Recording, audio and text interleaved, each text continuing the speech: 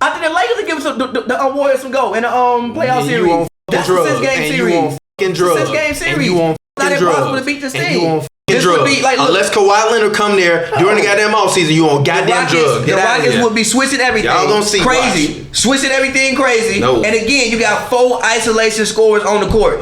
Literally, it's gonna be a mismatch on every single play. Who do you want? Tell me, who do you want? Jimmy, who you want? Effective nowadays at isolation, but Yes, but see, my thing about Melo is if Carmelo Anthony can't come out here and have a good season, I don't think he gonna be 25-year-old Melo. This is not 2009, but Melo be effective. You got Harden and CP3 passing you the ball. If you can't come out here and give me a good 17 points, it might be time for you to retire. It might be time for you to hang it up. It might be. It's worth the try though. It definitely worth it. Look, if he can't come out here and be and also he gonna be in like a lot of lineups with the bench. So like I said, if you can't come out here against the likes of Reggie Bullock, Denzel Valentine, Jeff Green, guys like that, and get you some buckets, it might be time for you to hang it up. I feel it. Let it go. Yeah. Let it go. But I mean, I don't know. It's hard to tell whether they'll. I don't think it would put them above the Warriors still. Like even if they did make a trade like that. And I don't even know what a trade like that would necessarily look like, just because they traded for young pieces, or like the guys like Marquise Chris, they just traded for him. So like in terms of like what they can give back to the Timberwolves, that's like youth wise, it's like They're just trying to get them. They just trying to get like Eric Gordon some picks. Because their picks are going to be like really low though, because they're going to be like they're going to be contending like in the Western Conference Finals. The Rockets. Oh, so I thought you were talking about the Wolves. I was about to say, I don't know about that. They're giving up picks that are not very valuable. So I don't know what a deal necessarily would look like that, unless it was like a bunch of them. But even for like the T-Wolves, I love that trade. I think the T-Wolves were a horribly constructed team, and I think that bringing PJ and bringing Eric Gordon there opens up the T-Wolves a lot. And also, I think that PJ is a tier type of guy. But unless Thibs not gonna do it, but I mean, like say like they bring in somebody new that can make Cat the number one guy, I don't think that's gonna take them far at all. They're not gonna bring in nobody else, because who the f to come to Minnesota unless you throw them a load of money like you did Tibbs, and you just do Tibbs and money. Well, yeah, I'm assuming that this deal would be like, you know, like them taking a step back from having aspirations of being a contending team. They were never a contending. When the f they've been a contending team? Because contending for the 8th seed. But you made the move to bring in Jimmy Butler, and keep in mind before Jimmy Butler's injury, they were 3rd seed. Yeah, but that was a fluky ass 3rd seed. Come on, bro. They were terrible on defense. All they did last year was score and give up a load of points. Who was they gonna beat in the playoffs when you can't stop nobody? But the idea of bringing in Jimmy Butler was to bring in a guy who's like a veteran, who's an all-star, and is an all-star, and like uplift the guys like Cat and Wiggins, who are supposed to have this bunch of potential to be high all-stars. Jimmy don't make people better, but it just didn't work out. Because he don't make people better. I mean, because he's not a good playmaker. I don't really think that's his fault. Gee, who you gonna playmake for? How do you got the same people. You spent the whole last episode arguing me that Andrew Wiggins is good because he averaged 23 points a game. Yes, so if he can score, why you not making plays for him? Because look, listen, you can't have two guys who do the same. Jimmy and Wiggins legit do the same court. How they gonna play make for each other? How? It's not gonna work.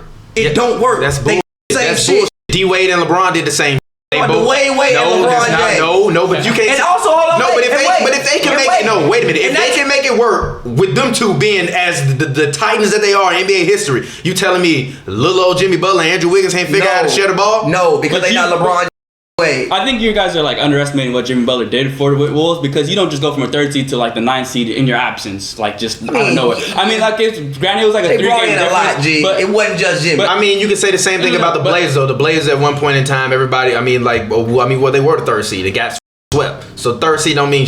No. They were never contenders. Everybody in the West Conference last year, other than the Rockets and the Warriors, were never contenders. No, easily. But actually, in the whole NBA, other than the Rockets. I'm just speaking from the front office's point of view. Like, you have a guy and you have these two young, talented players. You're expected to bring them up into being a like big 3, and then like try and contend with everybody else. That's what I would assume the motive is for bringing in a guy like Jimmy Butler. Nah, Tibbs just don't like rookies. He don't like rookies, and he didn't want to have to coach Chris Dunn, Laurie Marketing, and Zach LaVine coming off ACL. But you look at Jimmy and you think, but I don't know. Not when I'm looking at a top 10 pick. Like, that's what I'm saying. Jimmy Butler's just not that good to me. He's never been, even when he was on the Bulls, he has never been that good to me. I feel you. He's never been as good. I mean, they're good to me to command the respect. Your best player to trade away assets to a 9 but that's seed.